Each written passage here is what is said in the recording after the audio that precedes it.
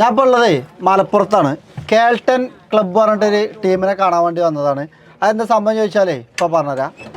ഇപ്പോൾ നമ്മളെ പ്രളയ സമയത്ത് അല്ലെങ്കിൽ കഴിഞ്ഞ പ്രാവശ്യത്തെ പ്രളയ സമയത്താണെങ്കിലും ഇപ്പോൾ മഴ നിൽക്കാതെ പെയ്തപ്പോൾ കരുവാരകുണ്ട് മലൻ്റെ മേലല്ലേ ഒരു വണ്ടി എത്തിപ്പെടാത്ത സ്ഥലത്തുള്ള ആളുകളെ മാറ്റാൻ അടിയന്തര ആവശ്യം വന്നപ്പോൾ പഞ്ചായത്ത് ആവശ്യപ്പെട്ട് നമ്മളെ കരുവാരകുണ്ടുകാരെ മലൻ്റെ മേലുള്ള ആളുകളെ രക്ഷിക്കാൻ വേണ്ടിയിട്ട് വന്നൊരു ടീമാണ് ഇവർ. അപ്പോൾ അന്ന് ഇവർ അവിടെ വന്നപ്പോൾ ഞാൻ അവിടെ ഉണ്ടായില്ല. അപ്പോൾ ഇവരെ കാണാൻ തന്നെ വന്നതാണ്. കാരണം ഇവർക്ക് നമ്മളെ നന്ദിയും സ്നേഹവും കടപ്പാടും അറിയിക്കാൻ വേണ്ടിയിട്ടാണ് ഇപ്പോൾ ഞാൻ വന്നത്. ഇപ്പോൾ ഇവിടെ കേൾട്ടൺ ക്ലബിൻ്റെ എല്ലാ മെമ്പർമാരും ഉണ്ട്.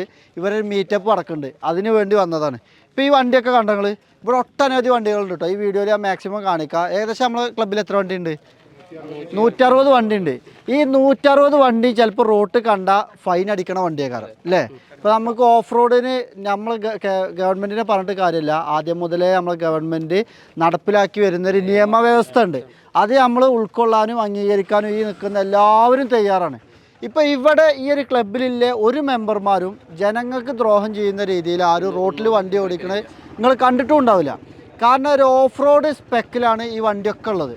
ഇപ്പം മലൻ്റെ മേലേക്ക് അല്ലെങ്കിൽ ഓഫ് റോഡ് അല്ലെങ്കിൽ മഴ പെയ്യുമ്പോൾ പ്രളയ സമയത്തൊക്കെ നമുക്ക് നമ്മളെ സാധാരണ മാനുഫാക്ചേഴ്സ് ഉണ്ടാക്കിയ വണ്ടി ഉപയോഗിക്കാൻ നമുക്ക് ഒരിക്കലും കഴിയില്ല. കാരണം മാനുഫാക്ചർ പുറത്തിറക്കുന്ന ടയറോ അല്ലെങ്കിൽ അതിൻ്റെ സസ്പെൻഷൻസോ അല്ലെങ്കിൽ സ്നോക്കറോ ഒന്നും ഉണ്ടെങ്കിൽ നമുക്ക് വെള്ളത്തിൽ കൂടിയും ചളിയിലൂടെ ഒന്നും പോകാൻ കഴിയില്ല.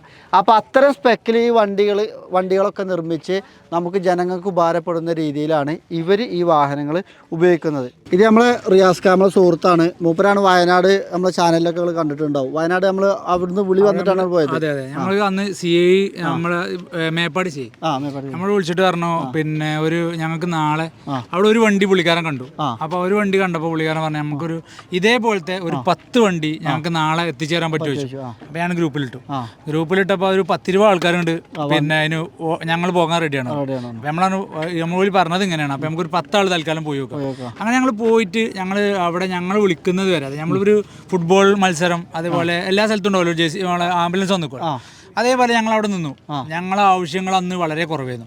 ഞങ്ങൾ ചെറിയ ചെറിയ കാര്യങ്ങളൊക്കെ ചെയ്തു. അല്ലാതെ ഞങ്ങൾ അന്ന് നേരെ ചെന്നിട്ട് ഞങ്ങളെ വിളിച്ചതല്ലേ ഞങ്ങൾ ഉള്ളിൽ കടിച്ച് കയറി ചെന്നിട്ടില്ല. ഞങ്ങളെ ആവശ്യമുണ്ട് പറഞ്ഞപ്പോൾ ഞങ്ങൾ പോയിട്ട് ബാക്കിയുള്ള കാര്യങ്ങളൊക്കെ ചെയ്തു. അപ്പൊ അങ്ങനെ അന്ന് ആ ഡ്രോണ് കാര്യങ്ങൾ കൊണ്ടുപോകല്, അതേപോലെ ഫുഡ് കൊണ്ടുപോയി കൊടുക്കല്. അത് നിങ്ങൾ വീഡിയോയിൽ കണ്ടോന്ന് അറിയില്ല. ഒരു ഡ്രോൺ ഇവരെന്നെ വണ്ടിന്റെ മേലെ സെറ്റ് ചെയ്തിട്ട് അതിൽ കൊട്ട സെറ്റ് ചെയ്തിട്ട് പോയിന്റ് അപ്പുറത്തേക്ക് ഫുഡ് സപ്ലൈ ചെയ്യാം. അതെ അതെ, 10 കിലോ ഫുഡ് സാധനം കൊള്ളുകയില്ല, വെയിറ്റ് താങ്ങാനുള്ള കപ്പാസിറ്റി ആണ്. അപ്പൊ അതും അതിന്റെ കൂടെ ചെറിയൊരു ഡ്രോണും രണ്ടും ഒരുമിച്ചാണ് അവർ പറത്തുന്നത്. അപ്പൊ ആ ചെറിയ ഡ്രോൺ ഇങ്ങനെ പോയിട്ട് ആൾക്കാരെ തെരഞ്ഞു നോക്കും. ആ സ്ഥലത്ത് കൊണ്ടുപോയിട്ട് ഈ ഫുഡ് കൊണ്ടുപോയി കൊടുക്കും. അപ്പൊ ഞങ്ങൾ എന്താ വെച്ചാൽ ബ്രെഡിന്റെ കാലി പാക്കറ്റ് എടുത്തിട്ട് അതിൽ കെട്ടും, അല്ലെങ്കിൽ ഇത് കുറച്ച് ഉയർത്തുന്ന താഴത്തേക്ക് ഇടാണ്. അപ്പൊ ആ ഇടുന്ന സമയത്ത് ഇത് പൊട്ടി നാശമായി പോയി. അപ്പൊ പോകാതെക്കാൻ വേണ്ടിയിട്ട് ആ ഒരു കവറിലൊക്കെ കെട്ടിയിട്ട് ഞങ്ങൾ എല്ലാവരും കൂടെ അതിൽ നിറച്ചു കൊടുക്കും. അത് അങ്ങനെ കൊണ്ടുപോയിട്ട് അങ്ങനെ ഓരോ ആൾക്കാർക്ക് കൊടുക്കും. അപ്പൊ ഞങ്ങൾ ഈ അവിടെ ചെല്ലുന്ന സമയത്ത് നമുക്ക് ട്രൈ ഉണ്ടല്ലോ, നമ്മൾ മാങ്ങയൊക്കെ വരുന്ന ട്രൈ, അങ്ങനെ ട്രൈ നിറച്ചൊരാളൊരു പഴംപൊരി കൊണ്ടുവന്നത് ഞങ്ങളെ കയറ്റി. അപ്പൊ ഇവിടെ ഈ കാണാൻ വന്ന ആൾക്കാരുമാണ് ഈ ചായ വാങ്ങിക്കൊണ്ട് പഴംപൊരി കഴിക്കണം. ഞങ്ങൾ നേരെ വണ്ടിന്റെ ബാക്കിൽ കയറ്റിയിട്ട് ഞങ്ങൾ നേരെ ആ തലക്ക അങ്ങോട്ട് ചെല്ലുമ്പോൾ അവിടെ വെറും ഈ സാധാ വെള്ളം കൊണ്ടു കൊടുക്കും, ബ്രെഡ് ബെന്ന് അങ്ങനത്തെ സാധനങ്ങളൊക്കെയാണ് ഞങ്ങൾ സാധാരണ അങ്ങനെ എത്തി കൊടുക്കാൻ പറ്റണുള്ളൂ. അപ്പോൾ ഈ സാധനങ്ങൾ ഞങ്ങൾ എല്ലാ ആൾക്കാർക്കും അവിടെ എത്തിച്ചു കൊടുത്തു. അപ്പൊ അങ്ങനെ അതെ അതെ, ആർമിക്കാർക്കൊന്നും ആ സാധനം കിട്ടിയില്ല. ആർമിക്കാർക്ക് കറക്റ്റ് സമയത്ത് ഫുഡ് കിട്ടും. ഇല്ല, ആരോടും ചോദിക്കണം. ഈ ആർമിന്റെ പ്രത്യേകത എന്താ സംഭവിച്ചാല് ഓൽക്ക് കൊടുക്കുന്ന സാധനം കഴിക്കും. ഓലോട് കയറാൻ പറയുമ്പോ കയറും. ഒരു പരാതി ഒരു മനുഷ്യനോട് പറയില്ല. അപ്പൊ നമ്മൾ കൊടുത്തിട്ട് ഓലെ പോയി വിളിച്ചിട്ട് കൊടുക്കണം. ആദ്യം ഒറ്റയടിക്ക് ഒരു വാങ്ങൂല, പിന്നെ നമ്മൾ നിർബന്ധിച്ച് കൊടുക്കുമ്പോൾ ഒരാൾ വാങ്ങിയാൽ എല്ലാവരും അങ്ങനെ എല്ലാവർക്കും കൊടുത്ത്. അതേമാതിരി ഓല് ഈ റെസ്ക്യൂ ഓപ്പറേഷൻ കഴിയണ സമയത്ത് ഏകദേശം ഒരു 5 മണി 6 മണിന്റെ ആ സമയത്താണ് പരിപാടി നിർത്തുക. ഈ നിർത്തുന്ന സമയത്ത് ഒരേറ്റം എൻഡിലുണ്ടാകുക. അവിടുന്ന് എല്ലാവരും കൂട്ടായിട്ട് നടന്നു വരാം. അപ്പൊ നമ്മളെന്താ വെച്ചാൽ നമ്മൾ ഈ വണ്ടിയിലുള്ള ആൾക്കാരെ പെട്ടെന്ന് ഈ സ്ഥലത്ത് കൊണ്ട് ഇറക്കിയിട്ട് വണ്ടികൾ ഫുള്ള് റിട്ടേൺ പോകും. എന്നിട്ട് ഓരോ കയറ്റിയിട്ട് ഇങ്ങോട്ട് കൊണ്ടുപോകും. ഓരോ വണ്ടി കൊണ്ടേ ഓൾക്ക് ഓക്കെയാണ്. അല്ലാതെ ആരും ഒരു കൈ കെട്ടിട്ട് ഞങ്ങൾ ചോദിക്കൂല. അതാണ് ഇന്ത്യൻ ആർമിന്റെ വേറൊരു പോസിറ്റീവ് കാര്യം കൂടി, ആ പാലം ഉണ്ടാക്കുന്ന സമയത്ത് നമ്മൾ കണ്ട കാഴ്ച. അപ്പൊ നമ്മൾ അവിടെ നിൽക്കുന്ന സമയത്ത് അവർ നമ്മളോട് ഹെൽപ്പ് ചോദിച്ചിട്ടൊന്നുമില്ല. അവർ ഓട്ടോമാറ്റിക് ഇങ്ങനെ ചെയ്തു ഹെൽപ്പ് ചെയ്തെടുത്തു. പക്ഷെ അത് താങ്ങാൻ പറ്റൂല നമുക്ക്. അത്രയും വെയിറ്റുള്ള സാധനങ്ങൾ അവരിങ്ങനെ ഇറക്കണം. ആ പാലത്തിന്റെ മുകളിൽ ഒരു 6mm പ്ലേറ്റ് ഉണ്ട്. ആ പ്ലേറ്റ് ഇറക്കാൻ തന്നെ ഞാനും അഫ്നാസും തോള് വെക്കാൻ നേരത്തെ അത്രയും വെയിറ്റ് അത് അവർ ആരോടും പരാതി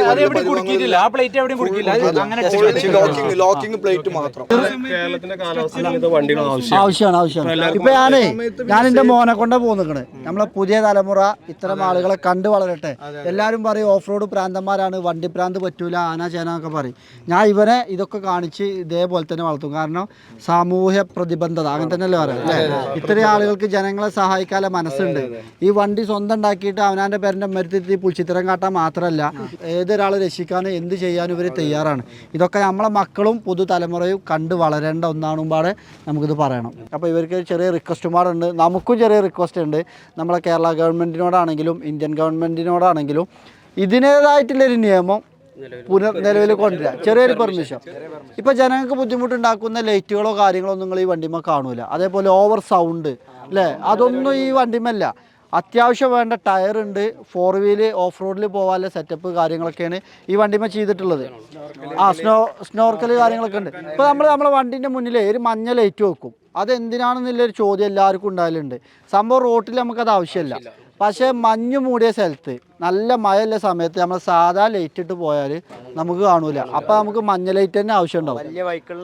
അതെ, അതിൻ്റെയൊക്കെ വീഡിയോസ് തീർച്ചയായിട്ടും നിങ്ങൾ കണ്ടിട്ടുണ്ടാവും. ഇത് നമ്മളൊരാളെ കുറ്റപ്പെടുത്താനോ അല്ലെങ്കിൽ ഒരാളെ തള്ളി പറയാനോ ഒന്നും വന്നതല്ല. ഇപ്പോൾ നമ്മൾ റിയാസ് മിനിസ്റ്റർ പേജിൽ വരെ ഈ കേൾട്ടൺ ഗ്രൂപ്പിൻ്റെ വീഡിയോ കണ്ടു. അപ്പോൾ അദ്ദേഹത്തിനോടൊക്കെ ഒരുപാട് നന്ദിയുണ്ട്. കാരണം ഇത്രയും സപ്പോർട്ട് കൊടുക്കുമ്പോഴാണ് ഇവർക്കും മുന്നോട്ട് വരാൻ തയ്യാറാവുക. ഇത് ചെറിയ കേസല്ല. 10, 12, 13 ലക്ഷം മുടക്കിയ വണ്ടി അവരങ്ങനെ പൊന്നുപോലെ കൊണ്ടിറക്കണ വണ്ടി ഒരാളെ രക്ഷിക്കാൻ വേണ്ടി ചളിയിലോട്ടും പിന്നെ കുന്നും കുയ്യിലോട്ടോട്ട് ഇറക്കുമ്പോൾ അതിനൊരു മനസ്സന്നെ വേണം. അപ്പോൾ മെയിൻ്റനൻസ് ഉണ്ട്. പിന്നെ എത്രയും ആളുകൾ ഇവർ മെയിൻ്റനൻസ് ആണ്.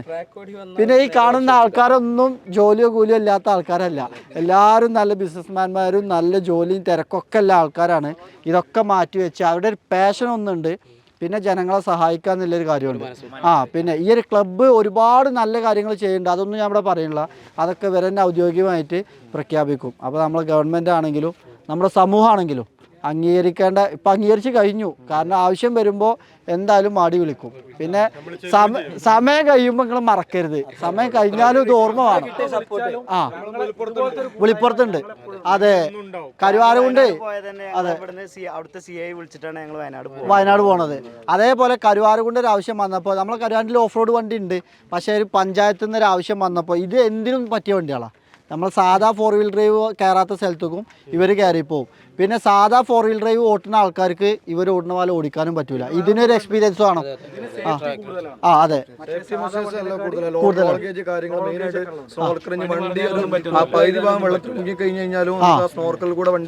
സ്റ്റാർട്ട് ചെയ്ത് പോകാൻ പറ്റും. അതൊക്കെ ഒരുപാട് ആൾക്കാർ പറ്റൂല. അത് ഒന്നും പറ്റൂല. ഉപയോഗിക്കുന്നത് വണ്ടി ടോപ്ലിംഗ് ആയി കഴിഞ്ഞാലും ഉള്ളിലുള്ള ആളുകൾക്ക് ഒന്നും പറ്റാത്ത കാരണം നമുക്ക് നമ്മളെ തടിയല്ലോ. അപ്പൊ ഏറ്റവും സേഫ്റ്റിയിൽ നമ്മൾ ഈ വണ്ടി ബിൽഡ് ചെയ്യണം. ഇപ്പൊ നമ്മള് ട്രാക്കിൽ കളിക്കുമ്പോൾ തന്നെ എല്ലാ സേഫ്റ്റി ഫീച്ചേഴ്സും ചെയ്തിട്ടാണ്. ഹെൽമെറ്റ് വെച്ചിട്ട് സീറ്റ് ബെൽറ്റ് എല്ലാം മസ്റ്റ് ആണ്. അതുണ്ടെങ്കിൽ തന്നെ നമുക്ക് എൻട്രി ചെയ്യാൻ പറ്റുള്ളൂ. അപ്പൊ തീർച്ചയായിട്ടും ഇങ്ങനെ കാണുമ്പോൾ നിങ്ങൾ സാധാ DA ജീപ്പാണ് 540 ആണെന്നൊക്കെ തോന്നും. അതൊക്കെ 1 ലക്ഷത്തിന് 2 ലക്ഷത്തിനൊക്കെ നമ്മൾ തന്നെ വിൽക്കലുണ്ട്. 13 ലക്ഷം രൂപ വരെ ഇൻവെസ്റ്റ് ചെയ്ത വണ്ടികൾ ഇവിടെ ഉണ്ട്. 10, 12, 13 ഈ വണ്ടി തന്നെ റേറ്റ് ആക്കണം. അപ്പൊ നമ്മളിങ്ങനെ ഈ വണ്ടിയായിട്ട് കാണുമ്പോൾ അത് 1-2 ലക്ഷം രൂപേൻ്റെ വണ്ടിയല്ല ചളി കൂടി പോണേ കരുതും. പക്ഷെ അതല്ല, ഇത്രത്തോളം എമൗണ്ട് മുടക്കി ഇത്രത്തോളം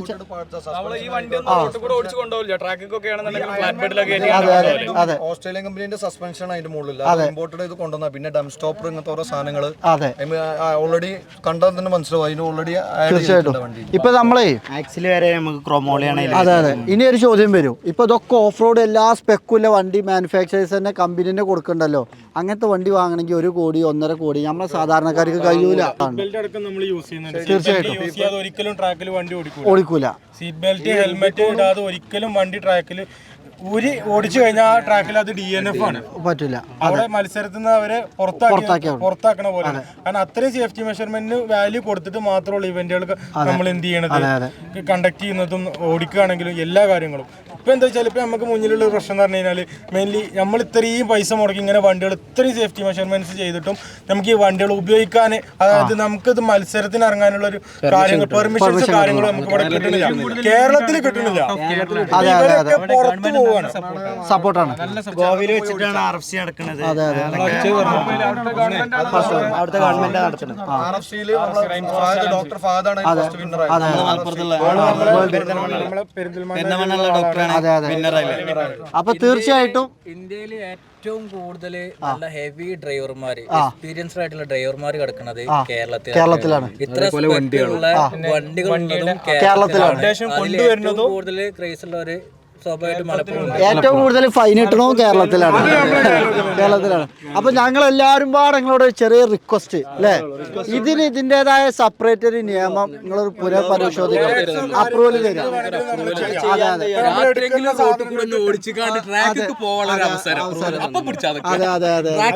അതേപോലെ രാത്രി തിരിച്ച് ട്രാക്കുന്നത് വരെ